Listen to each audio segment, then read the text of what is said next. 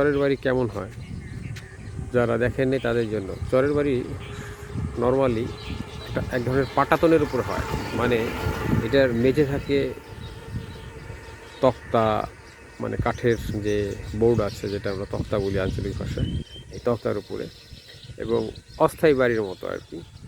এর উপরে মানুষ থাকে এবং বাড়িগুলির ভিতরে যে খুব বেশি পরিষ্কার পরিচ্ছন্ন হয় তা না, একটা ঠাসা ঠাসা ভাব, চারদিকে গাছ, আশপাশ ভাব, এইগুলি এরকম হয়। আপনি দেখতেই পাচ্ছেন যে এই বাড়ির যে মানে দেখেন একটা গরুর মাথা দেখা যাচ্ছে,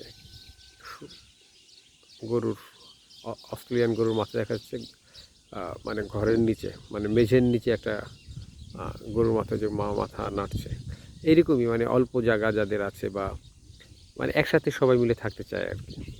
তো চরের বাড়িগুলি এরকম হয়। আর আরও একটা জিনিস আছে, আমি দেখাতে পারছি না এখানে।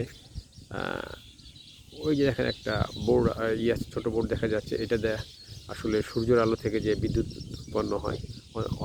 অনেক সময় বিদ্যুৎ থাকে না, বিদ্যুৎ যদিও সরকার সরবরাহ করেছে, না থাকার কারণে তারা সূর্যের আলো দিয়ে যে বিদ্যুৎ তৈরি হয়, সৌর বিদ্যুৎ বলে, সেটাকে ব্যবহার করে। এটা একটা চরের বাড়ি। তো চরের বাড়িটা আসলে এরকমই হয়।